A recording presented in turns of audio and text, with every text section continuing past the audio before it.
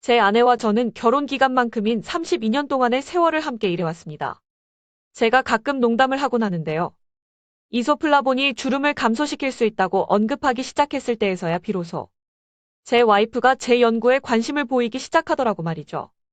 높은 콩 섭취는 전립선암에 걸릴 위험을 26% 감소시켰다는 연구가 있습니다. 하지만 흥미로운 것은 아시아 남성들에게만 콩이 전립선암의 위험을 50% 감소시켰다는 겁니다. 한국 음식을 다른 나라 음식들과 다르게 또한 특별하게 만드는 것 중 하나가 바로 한국식 양념인데요.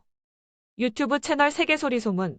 여러분의 구독과 좋아요, 알림 설정은 컨텐츠 제작에 큰 힘이 됩니다.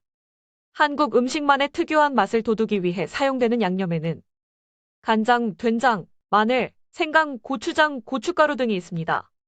그 중에서도 한국인이라면 빠뜨릴 수 없는 고춧가루.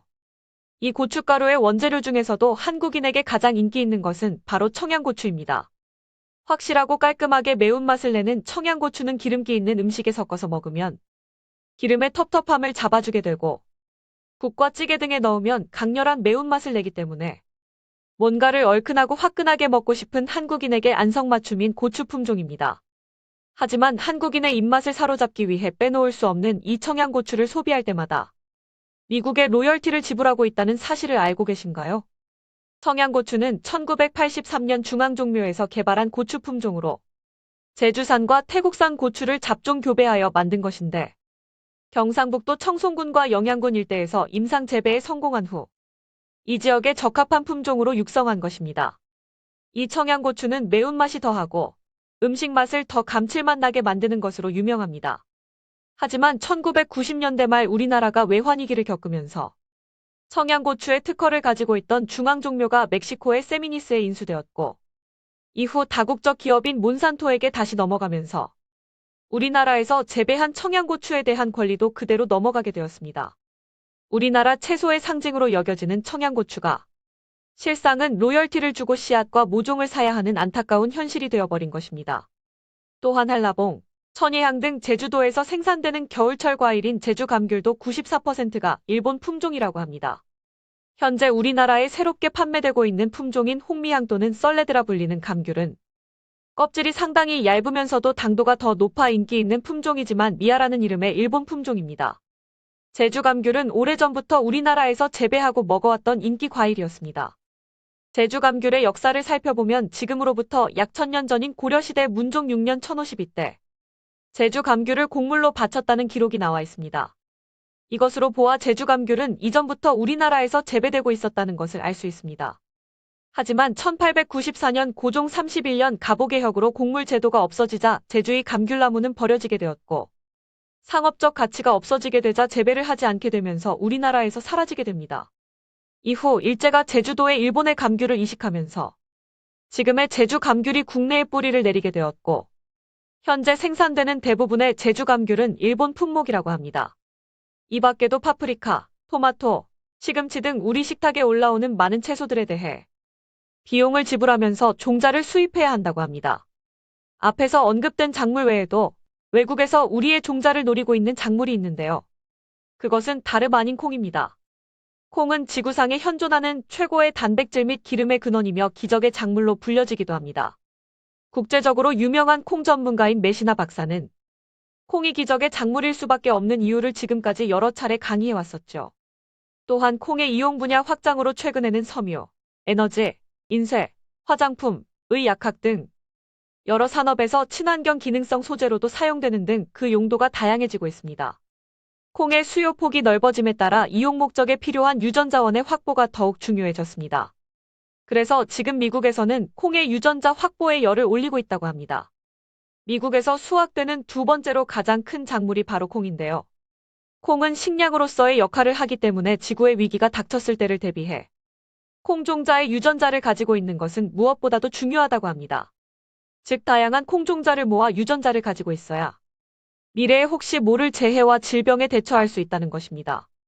미국 국립대 연구센터와 외국회사에서 우리나라 콩 유전자를 확보하려고 끈질긴 구애를 해왔었다고 합니다. 그런 미국의 끈질긴 유혹에도 불구하고 소중한 우리 한국 콩 유전자를 묵묵히 지켜내신 분이 있는데요. 그분은 바로 전남대 생명공학 정규화 교수로 우리나라 야생콩의 채집과 연구로 한평생을 보내신 분입니다.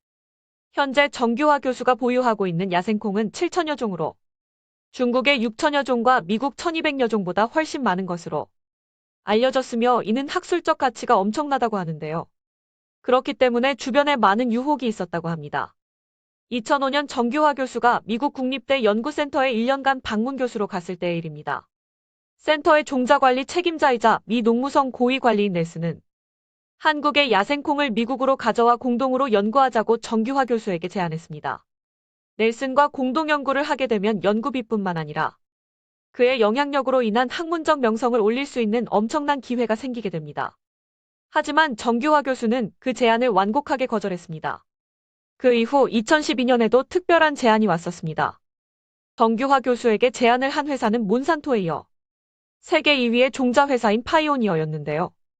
그들이 내민 제안은 정규화 교수가 보유한 야생콩 중 병충해의 저항성이 큰 종자를 선택해 함께 품종 개량을 하자는 내용이었습니다. 당시 미국은 세계 최대 콩 생산국이었지만 녹병 곰팡이병 때문에 생산량이 6%나 감소하고 있던 상태였으며 따라서 파이오니어 회사가 녹병 퇴치를 위한 종자 개발을 정규화 교수에게 제안하면서 종자 판매량에 따라 전 세계 매출액의 1%를 주기적으로 주겠다고 제안한 것이었습니다.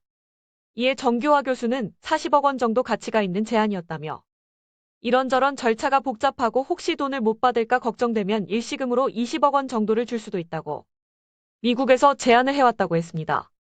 야생콩 하나하나의 제자들의 발품과 땀방울이 담겨 있는 것을 알고 있는 정규화 교수는 개인적인 부를 위해 씨를 절대 팔지 않겠다고 늘 약속을 해왔습니다. 만약 종자를 넘긴다면 파이오니어는 새로운 종자를 개발하여 당연히 특허를 낼 것이고 그러면 우리나라는 청양고추의 경우처럼 로열티를 내고 한국 토종 종자를 다시 사야 하는 안타까운 일이 발생되기 때문입니다. 그는 손에 쥐어지는 수십억의 돈보다 제자들과의 약속, 그리고 우리 땅이 보존하고 있는 야생콩을 지키는 게 더 중요했기 때문에 수많은 제안을 거절하게 되었다고 합니다. 이렇듯 기적의 작물로 불리는 콩을 나라를 사랑하는 마음으로 꿋꿋이 지켜낸 정규화 교수의 노력은 실로 대단하지 않을 수 없습니다. 콩에 포함된 어떤 성분이 콩을 기적의 작물로 불리게 하며 그리고 그 콩으로 만들어진 생산물들을 섭취했을 때 우리 몸에 어떤 긍정적인 효과를 가져올 수 있는지 세계적으로 저명한 콩 전문가 메시나 박사 강의의 일부를 들어보도록 하겠습니다. 이소플라본에 대해 말하는 것으로 이 강의를 시작하고 싶은데요. 왜냐하면 이소플라본은 주로 콩에서만 발견되기 때문입니다. 지난 25년간 콩식품이 많은 연구의 대상이 된 이유가 바로 이 이소플라본 때문이었습니다. 콩식품은 심혈관 질환 위험에 많은 지표에 좋은 영향을 주는데요. 예를 들어 단백질은 LDL 콜레스테롤 수치를 낮춥니다. 콩식품에는 다불 포화지방이 많기 때문에 동물성 음식을 콩식품으로 대체할 때 포화지방은 감소되고 다불 포화지방은 증가하며 혈중 콜레스테롤 수치는 감소됩니다. 또한 콩의 단백질은 수축기 혈압과 확장기 혈압 모두를 조금씩 낮춰줍니다. 그리고 이소플라본은 동맥경화를 감소시키고 내피 기능을 증가시키죠. 그래서 콩식품이 심혈관 질환의 위험을 잠재적으로 줄일 수 있는 많은 메커니즘이 있다고 할 수 있습니다. 콩은 유방암의 위험을 줄이는데 이런 이점을 얻기 위해서는 어린 시절이나 10대 시절, 즉 매우 일찍부터 콩을 섭취해야 합니다. 저는 모든 소녀들이 하루에 콩 1인분씩 섭취하기를 강력히 권장합니다. 콩은 식단에 포함되기 쉽고 영양가 있는 음식이죠. 콩식품은 강한 뼈에 중요한 양질의 단백질을 제공합니다. 콩의 칼슘은 몸에 잘 흡수됩니다. 콩은 뼈 건강을 증진시키는 칼륨이 풍부합니다. 또한 어린 시절에 섭취되는 이소플라본일수록 더 유익할 수 있습니다. 피부 주름 제 아내와 저는 결혼 기간만큼인 32년 동안의 세월을 함께 일해왔습니다.